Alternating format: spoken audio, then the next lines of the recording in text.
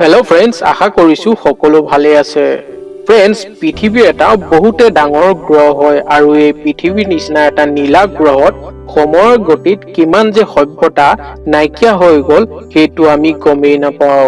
Friends, মানুহে এই পৃথিৱীখনত প্ৰায় 40 লাখ বছৰৰ পৰা বসবাস কৰি আছে আৰু প্ৰথমতে মানুহবোৰ দেখিবলৈ কেনেকুৱা আছিল সেইটো কিন্তু এতিয়ালৈকে এটা ৰহস্য হৈ আছে।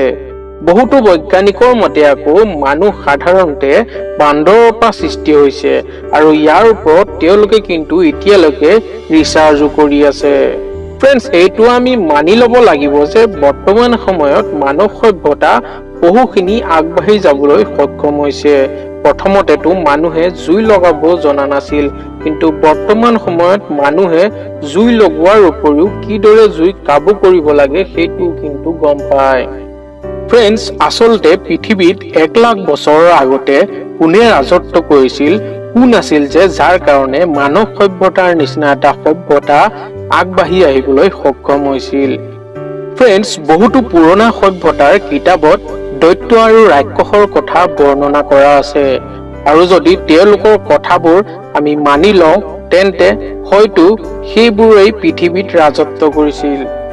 আৰু কিন্তু এইটো কথাও মানি ল'ব লাগিব যে সেই সময়ত দৈত্যৰ সলনি যদি কোনোবা দেৱতাই ৰাজত্ব কৰিছিল সেইটো কথাও অসত্য নহ'ব, কাৰণ হিন্দু ধৰ্মৰ গ্ৰন্থ অনুসৰি দৈত্য আৰু দেৱতা একেটা পিতৃৰে সন্তান হয় আৰু কিছু মতভেদৰ কাৰণেহে তেওঁলোকে বেলেগ বেলেগ ৰাস্তাত যাব লগা হৈছিল। ফ্ৰেণ্ডছ, যিয়ে নহওক বিজ্ঞানে আমাক কিন্তু বহুতো নতুন নতুন উপহাৰ দি আহিছে আৰু ইয়াৰ লগতে বহুতো এনেকুৱা ৰহস্য আছে যোনবোৰ ৰহস্য বিজ্ঞানে ফাদিলো কৰিছে। কিন্তু ফ্ৰেণ্ডছ, আজিও কিছুমান এনেকুৱা ৰহস্য আছে যোনবোৰ ৰহস্যই এতিয়ালৈকে ৰহস্য হৈ আছে আৰু যোনবোৰ ৰহস্যই এতিয়াও বৈজ্ঞানিকসকলক ভাবিবলৈ বাধ্য কৰাই দিয়ে। ফ্ৰেণ্ডছ, আশা কৰিছো ভিডিঅ'টো চাই আপোনালোকে নিশ্চয় ভাল পাইছে। তেনেহ'লে ভিডিঅ'টো লাইক কৰিব, শ্বেয়াৰ কৰিব, কমেণ্ট কৰিব আৰু যদি চেনেলটো এতিয়ালৈকে আপোনালোকে ছাবস্ক্ৰাইব কৰা নাই তেনেহ'লে চেনেলটো ছাবস্ক্ৰাইব কৰি দিয়ক আৰু লগতে থকা টিলিঙাটো বজাই দিয়ক যাতে এনেকুৱা ধৰণৰ নতুন নতুন ভিডিঅ'বোৰ আপোনালোকে আগলৈ পাই থাকে। আৰু শেষত ভিডিঅ'টো চোৱাৰ বাবে আপোনালোকক বহুত বহুত ধন্যবাদ। জয় হিন্দ, জয় আই অসম।